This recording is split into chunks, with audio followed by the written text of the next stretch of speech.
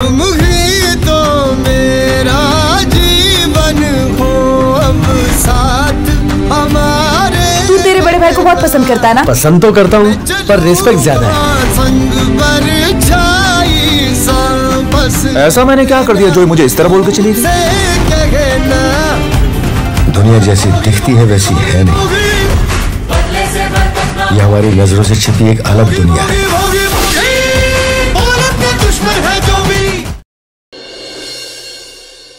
এই বাড়িতে কোনো বিপত্তারিণী পুজো হবে না দীপা।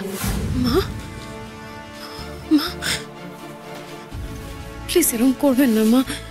আমি কি করব কি করব না সেই জ্ঞানটা আশা করি তোমার থেকে নেব না। বড় বৌদি, তোমার মুখে কি কিছুই আটকাচ্ছে না? একটা মেয়ে নিজে হাতে এই সব পুজোর আয়োজন করছে, তো নিষ্ঠা করেও জোগাড় করছে। তুমি কি বলছো বিপত্তারিণী পুজো করলে বিপদ হবে?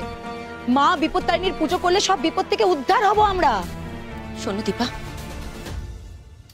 এই সংসারটাকে সব রকম বিপদের হাত থেকে রক্ষা করব বলেই আমি অনেক ভক্তি নিয়ে বিপত্তারিণী পুজো করতাম। কিন্তু তুমি কি ভুলে গেছো 25 বছর আগের ঘটনার কথা? তখন আমার ছেলেটার কতই বা বয়স হবে? বছর 5 হবে অনির বয়স। ওই বিপত্তারিণী পুজোর দিনই তো আমার ছেলেটা ছাদ থেকে ওইভাবে পড়ে গিয়েছিল, মরতে মরতে বেঁচে গিয়েছিল, মাথা ফেটে গিয়েছিল, হাত পা ভেঙে গিয়েছিল। কোন রকমে আমি আমার ছেলেটাকে বাঁচিয়েছিলাম, সেটা কি তুমি ভুলে গেলে দীপা? নতুন বৌদি, মা বিপত্তারিণী ভীষণ জাগ্রত, জানো তো। যাকে দেয় তাকে না একদম উপর করে দেয়, আর যার উপর একবার রেগে যায় তাকে তাকে একদম শেষ করে ফেলে। দেখলে তো, যে কথাটা শিলা পর্যন্ত জানে সেটা তুমি জানো না। আমি তোমাকে বলে রাখছি, 25 বছর ধরে এই বাড়িতে বিপত্তারিণী পুজো আমি করিনি, বাধা এসেছিল বলে। আর এবারেও হবে না জাগৃতি। কেন পুজো হবে না? আমরা প্রসাদ খাবো না? তোমার ছেলেকে চুপ করতে বলো, পাকা পাকা কথা না বলে তোমার ছেলেকে চুপ করতে বলো। ঈশ্বর কখনো ভক্তদের ক্ষতি চান না মা, মানুষই মানুষের ক্ষতি করে। একদমই তাই। আচ্ছা, তুই হঠাৎ আমার প্রেম নিয়ে এত প্রশ্ন করছিস কেন বলতো? না না, সেরকম কোনো কারণ নেই, এমনি জিজ্ঞেস করছিলাম।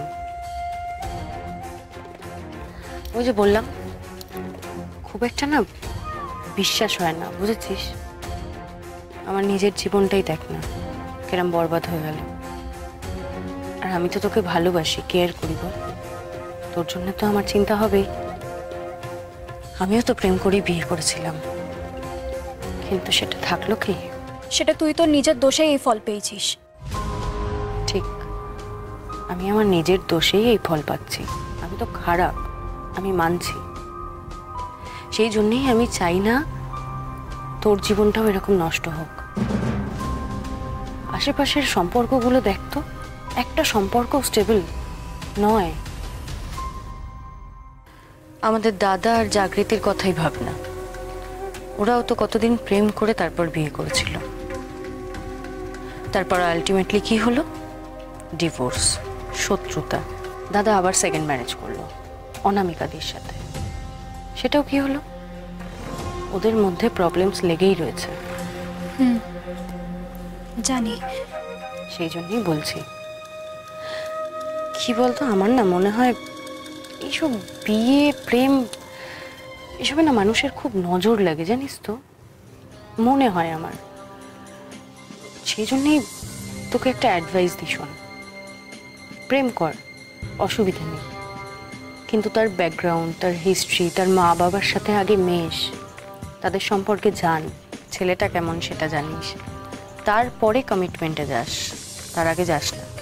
তুম করে আজকাল কাউকে বিশ্বাস করা যায় না।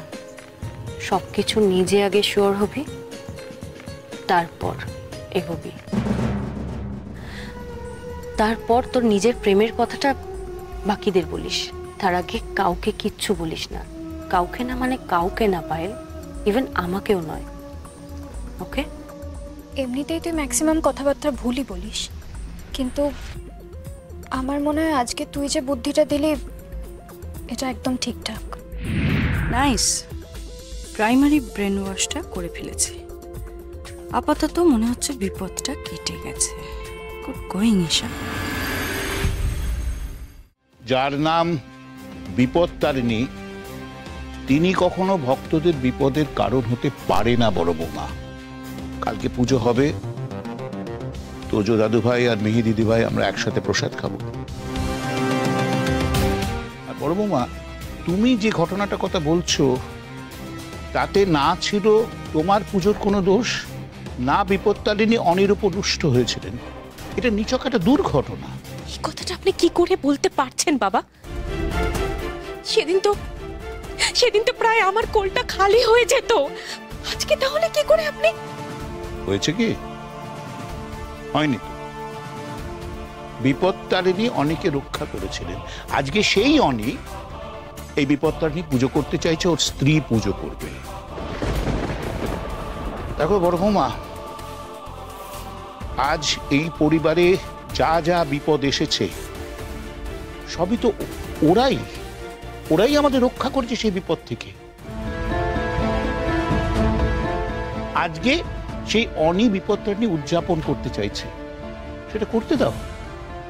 এবং এটা জেনে রেখো যে ঈশ্বর সব সময় ভক্তদের ভালো কর্মের পাশে থাকে, তাই না দাদু ভাই, দিদি ভাই? মা, আমারও কিন্তু জীবনের অনেকটা সময় খারাপ কেটেছে। মা বিপত্তারিণীর এই লাল ধাগাই কিন্তু আমাকে সব বিপদ থেকে রক্ষা করেছে। আমি যখন বারবার ভেঙেও পড়েছি তখনও কিন্তু এই ধাগাই আমায় উঠে দাঁড়ানোর শক্তি দিয়েছে। আমার বিশ্বাস যে আমার ভক্তি, আমার পুজো মা ফিরিয়ে দেবেন না। দেখবেন, তুমি আমার কোনো কথাই শুনবে না, সেটা আমি খুব ভালো করেই বুঝতে পারছি। আমি বারবার বলছি পুজোতে বাধা এসেছিল, এবারও যদি কোনো বিপদ হয় তাহলে কিন্তু তো মা,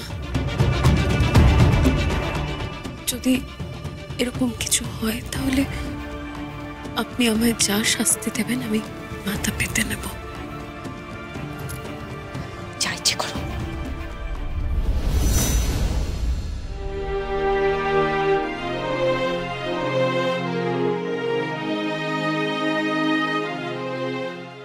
তাহলে কাল পুজো হবে তো? 100 বার হবে। আর আমরা সবাই মিলে লুচি আর সুজির হালুয়া খাবো, তাই না?